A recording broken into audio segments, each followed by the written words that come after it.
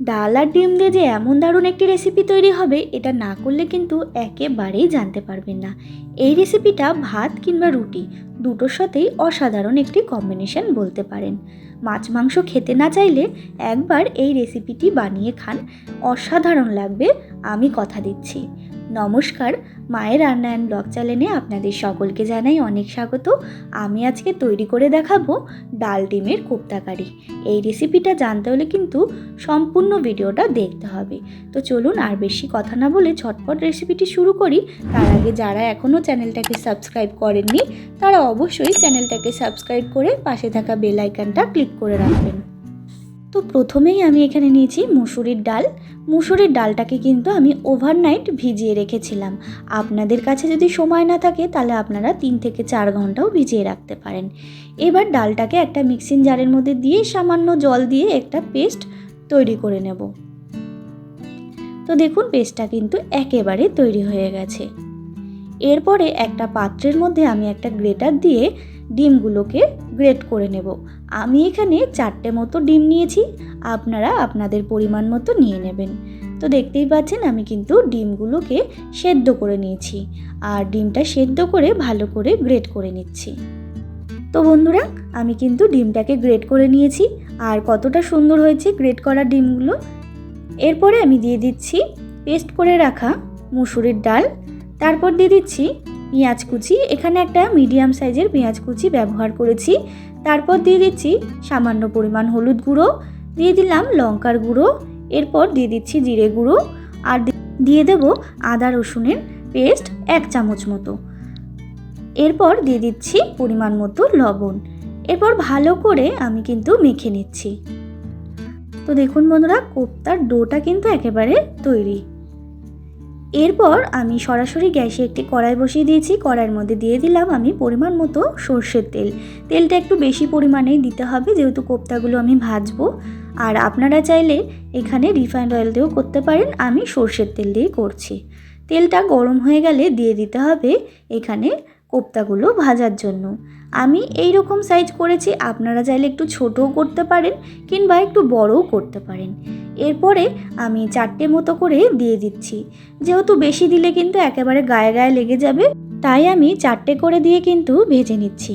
আর কোপ্তাটা ভাজার সময় মাথায় রাখবেন, এই কোপ্তাটা ভাজার সময় কিন্তু প্রচণ্ড পরিমাণে তেল ছিটকবে, যেহেতু এটার মধ্যে ডিমটাকে গ্রেট করে দেওয়া আছে কুসুম, তাই জন্য কুসুমটা কিন্তু তেলের মধ্যে দিলে কিন্তু একটুখানি তেলটা ছেটকোয়। তো দেখুন বন্ধুরা, আমার কিন্তু কোপ্তাগুলো ভাজা হয়ে গেছে। আমি এবার তেল ছেঁকে তুলে নিচ্ছি, আর এই প্রসেসেই কিন্তু আমি সমস্ত কোপ্তাগুলো ভেজে নিচ্ছি। তো দেখুন বন্ধুরা, কোপ্তাগুলো কিন্তু একেবারে কমপ্লিট ভাজা। তারপরে ওই তেলের মধ্যে আমি দিয়ে দিলাম সামান্য পরিমাণ লবণ। লবণ দিয়ে আমি এখানে দিয়ে দিচ্ছি ডুমো করে কেটে রাখা আলু। এখানে আমি আলুটা ব্যবহার করেছি, আপনারা চাইলে আলুটা নাও ব্যবহার করতে পারেন, যেহেতু অনেকেই আলুটা খেতে পছন্দ করেন না। তবে এই রেসিপিটার মধ্যে আলুটা দিলে কিন্তু বেশ ভালো লাগে। তো দেখুন কথা বলতে বলতে কিন্তু আলুটা একেবারে ভাজা হয়ে গেছে। একটু লাল করেই ভেজে নিতে হবে আলুটাকে। এরপর আমি আলুটাকেও তেল ছেঁকে তুলে নিচ্ছি। তারপরে ওই তেলের মধ্যে আমি ফোড়নে দিয়ে দিলাম গোটা জিরে, শুকনো লঙ্কা এবং গোটা গরম মশলা, আর দিয়ে দিলাম একটা তেজপাতা। এরপর ফোড়নটাকে একটু ভেজে নিতে হবে। ফোড়নটা একটু ভাজা হয়ে গেলে, মানে ফোড়নের ঘ্রাণটা একটুখানি বেরিয়ে আসলে, এখানে দিয়ে দিতে হবে মিডিয়াম সাইজের একটা পেঁয়াজ কুচি। পেঁয়াজ কুচিটা দিয়ে কিন্তু আবারও আমি খুব ভালো করে পেঁয়াজটার সাথে ফোড়নটাকে ভেজে নিচ্ছি। তো দেখুন বন্ধুরা, পেঁয়াজটার সাথে আবারও ফোড়নটাকে ভেজে নিয়েছি, আর পেঁয়াজটাও কিন্তু হালকা মজে এসছে। এরপরে আমি দিয়ে দিচ্ছি পেঁয়াজ বাটা। এখানে 2 চামচ মতো পেঁয়াজ বাটা ব্যবহার করলাম। এবার একটুখানি আবারও ভেজে নিচ্ছি। তো দেখুন পেঁয়াজ বাটাটা দিয়েও একটু ভেজে নিয়েছি। এরপরে আমি দিয়ে দিলাম 1 চামচ মতো আদা রসুনের পেস্ট। এবার আবারও একটুখানি ভেজে নিতে হবে, যাতে আদা রসুনের পেস্টের যে কাঁচা গন্ধটা থাকে সেটা যেন একেবারে চলে যায়। তো দেখুন বন্ধুরা, আদা রসুনের কাঁচা গন্ধটা চলে গেলে এরপরে আমি দিয়ে দিচ্ছি একে একে সমস্ত গুঁড়ো মশলা। দিয়ে দিলাম হলুদ গুঁড়ো, জিরে গুঁড়ো, এরপর দিয়ে দিলাম লঙ্কার গুঁড়ো। তারপর সামান্য জল দিয়ে দিতে হবে। সামান্য জল দিয়ে কিন্তু আমি মশলাটাকে কষিয়ে নেব। আমি গুঁড়ো মশলা দেওয়ার পরে সবসময় জলের ব্যবহার করি যাতে মশলাটা পুড়ে না যায়।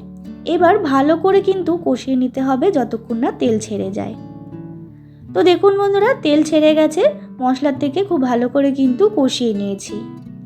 এরপরে আমি দিয়ে দেব ফ্যাটানো টক দই। এখানে আমি 4 টেবিল চামচ মতো টক দই ফেটিয়ে রেখেছিলাম, সেটাই দিয়ে দিলাম। আর টক দইটা যখনই দেবেন তখনই কিন্তু গ্যাসের ফ্লেমটাকে একেবারে স্লো করে রাখবেন, তাতে টক দইটা কেটে যাবে না দেওয়ার পরে। এরপর দিয়ে দিলাম টক দই ধোয়া বাটির জলটা। তো এবার ভালো করে কিন্তু মশলাটাকে আমি কষিয়ে নিচ্ছি টক দইয়ের সাথে। তো দেখুন বন্ধুরা, টক দইয়ের সাথে মশলাটাকে কষিয়ে নিয়েছি। এরপর দিয়ে দিচ্ছি ভেজে রাখা আলু। ভেজে রাখা আলুগুলো দিয়ে কিন্তু আমি আবারও মশলাটার সাথে বেশ ভালো মতো কষিয়ে নেব, যাতে মশলার গা থেকে বেশ ভালো পরিমাণে তেল ছেড়ে যায়। তো দেখুন বন্ধুরা, ভেজে রাখা আলুগুলো দিয়েও কিন্তু আমি মশলাটা কষিয়ে নিয়েছি। আর দেখে বুঝতেই পাচ্ছেন কালারটা একেবারে চেঞ্জ হয়ে গেছে। মশলা কিন্তু আমার কষানো কমপ্লিট। আর মশলা যতটা ভালো করে কষাবেন যে কোনো তরকারিতে, ততটাই কিন্তু এর টেস্ট বেশি ভালো হয়। এরপরে দিয়ে দিলাম আমি পরিমাণ মতো জল। আপনারা যে যেরকম ঝোল খাবেন সেই পরিমাণ জল দিয়ে দেবেন। যেহেতু এটা কোপ্তা, তাই অনেকটাই ঝোল টেনে নেবে, তাই একটুখানি বেশি পরিমাণে জল দেওয়ার চেষ্টা করবেন।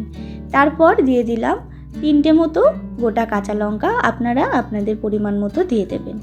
এরপর আমি কাঁচা লঙ্কাটা দিয়ে কিন্তু ঝোলটাকে খুব ভালো করে ফুটিয়ে নিয়েছি। দেখতেই পাচ্ছেন ঝোলটা কিন্তু খুব ভালো করে ফুটে গেছে আর আলুগুলোও সেদ্ধ হয়ে গেছে। তারপর দিয়ে দিতে হবে গরম মশলার গুঁড়ো। গরম মশলার গুঁড়োটা দিয়ে একটুখানি নেড়ে দিলাম ঝোলটাকে। তারপর দিয়ে দিচ্ছি আমি ভেজে রাখা কোপ্তাগুলো দিয়ে কিন্তু আমি আবারও ঝোলটার সাথে খুব ভালো করে ফুটিয়ে নেব, যাতে কোপ্তাগুলোর মধ্যে খুব ভালো পরিমাণে ঝোলটা ঢুকে যায়। তাহলেই কিন্তু খেতে বেশি টেস্ট হয়।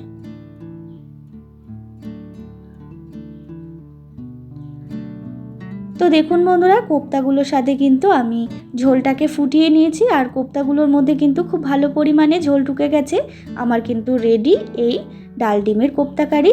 এরপর গরম গরম সার্ভ করে দিন ভাত কিংবা রুটির সাথে এই ডাল ডিমের কোপ্তা কারি। এই রেসিপিটা যে এতটা অসাধারণ হয় আপনারা না খেলে একেবারেই বুঝতে পারবেন না। বাড়িতে অবশ্যই এই রকমভাবে ডাল ডিমের কোপ্তা কারি আমার ঠিক এই পদ্ধতিতে ট্রাই করে দেখবেন, ভীষণ ভালো লাগবে।